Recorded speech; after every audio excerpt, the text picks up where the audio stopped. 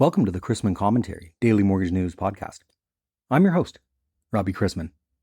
Topics on today's episode include just how good is the job market, my interview with Servbank's Sharmyn Calhoun on the importance of technology and modern compliance management, and in the capital markets, why we saw yields rise to their highest levels since early October yesterday. Obviously, every company wants seamlessly integrated best-in-class solutions, optimizing every stage of the loan cycle. That's exactly what ICE does. As the standard for innovation, artificial intelligence, efficiency, and scalability, ICE is the technology of choice for the majority of industry participants, defining the future of homeownership.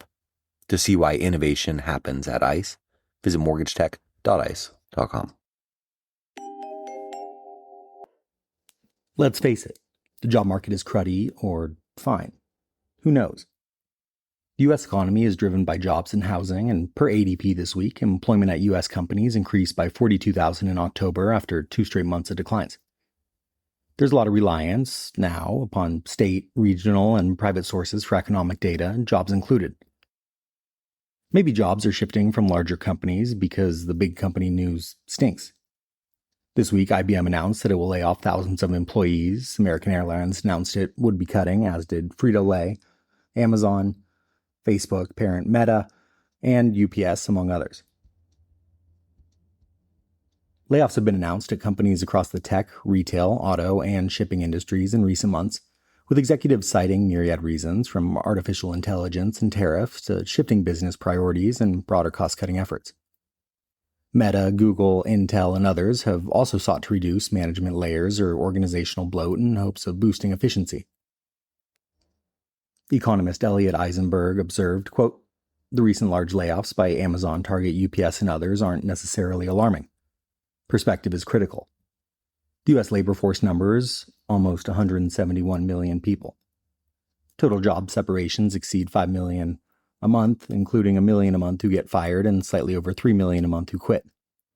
Others include retirees, the furloughed, the RIF'd, it's RIF'd, etc.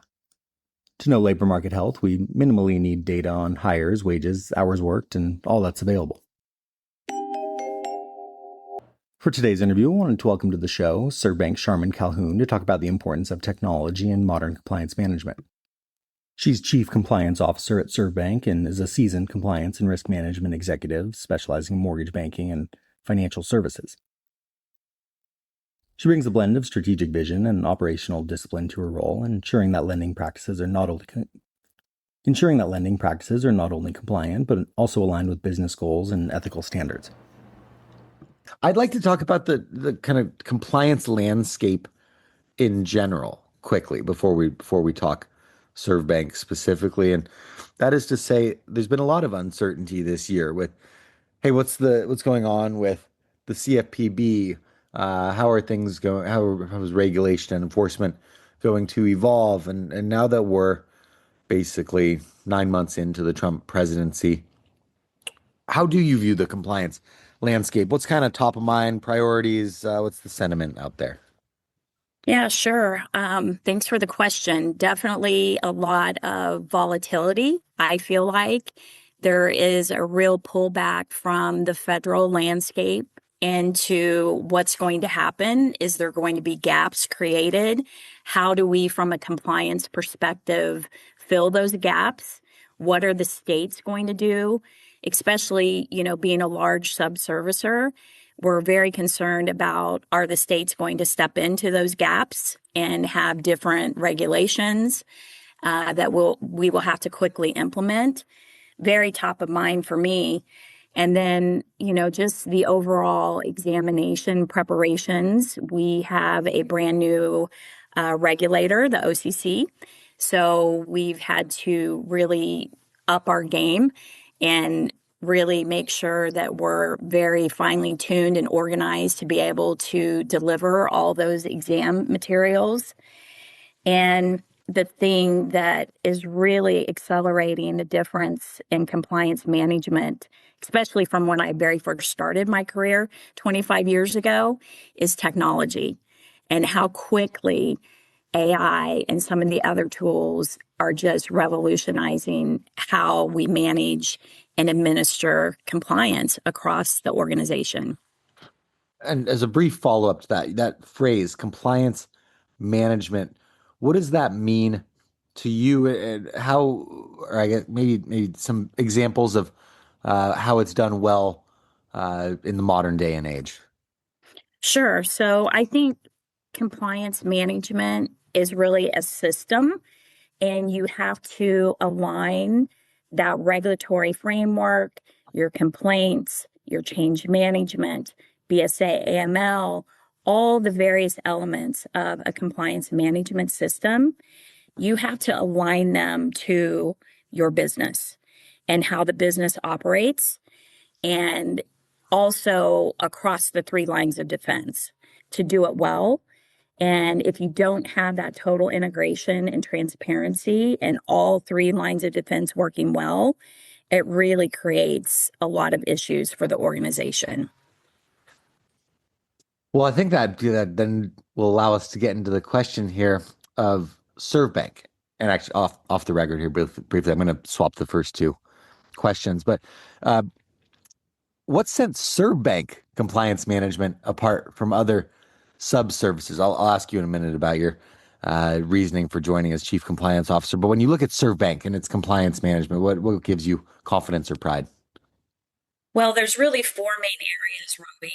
Their culture, number one, their innovation, their high employee and customer satisfaction, and their investments that they have made towards their infrastructure.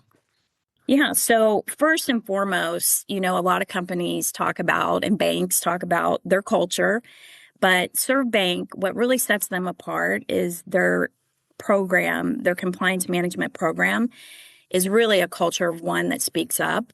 I've only been with the organization since May, Robbie, and I've experienced it in numerous ways. The very first thing that really impressed me was their weekly executive calls that they have. And they have those with each line of business. And you have all of the executive leadership and all the managers on those calls, and you're all talking about the same issues in real time. And it could be anything from an operational issue or a compliance issue.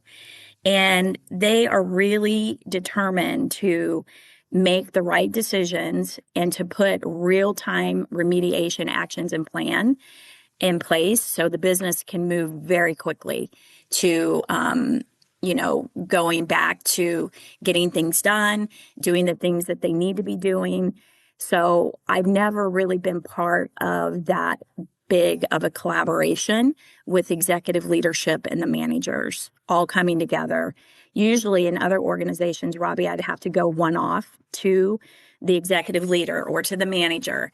But now the way Servbank manages it is we have one executive meeting and we're able to talk through all the issues real time. And the other thing that I think is a very important component of those meetings is they encourage a section of lessons learned.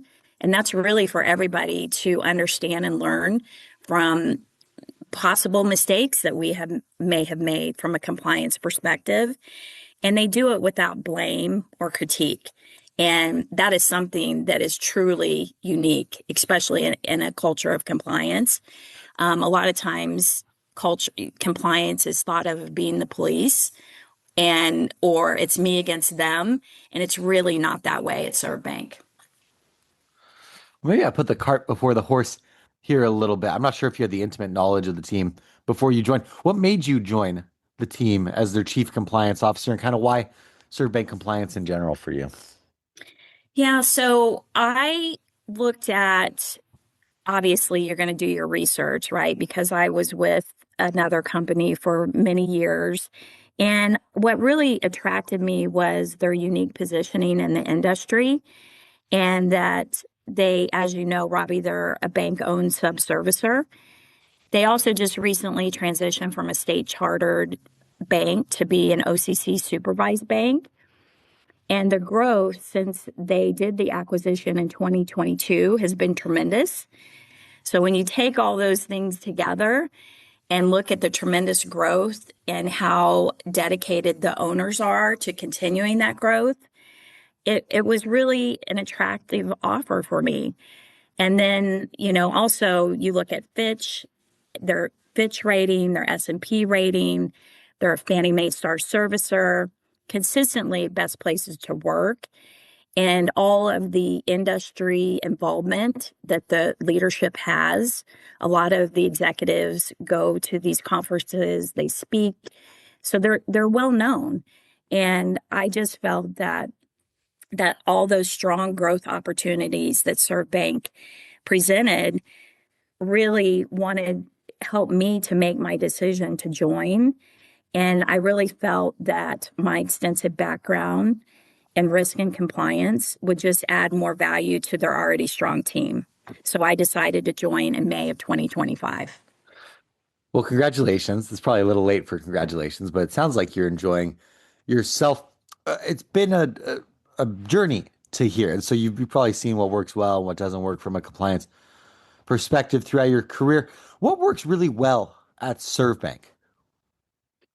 Well, what works really well is we have a true partnership with the business, and we are truly aligned with them to help fuel this impressive growth and to help promote revenue.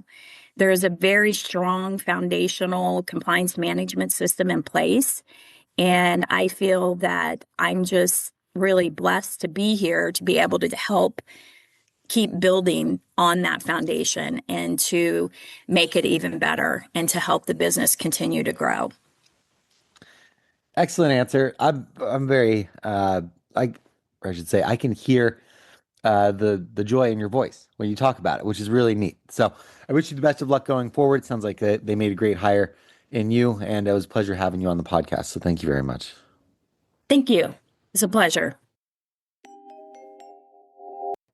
Yields rose to their highest levels since early October following stronger than expected economic data yesterday, including the aforementioned growth in the ADP employment change report and expansion in both the S&P Global and ISM Services indices, though none of those data points support a Fed rate cut in December. Additionally, Treasury signaled it may increase future note and bond auction sizes, though no immediate adjustments were announced in the quarterly refunding statement. Today is quite a full calendar, though it will be without jobless claims, preliminary Q3 productivity and unit labor costs, and wholesale trade for September due to the government shutdown. Prior to the U.S. Open, the Norges Bank and Bank of England kept their benchmark rates unchanged at 4.0%. Kicking off the calendar was Challenger Gray and Christmas job cuts in at 153,000, a notably weak number. And later today brings remarks from no fewer than 6 Fed speakers and Freddie Mac's primary mortgage market survey.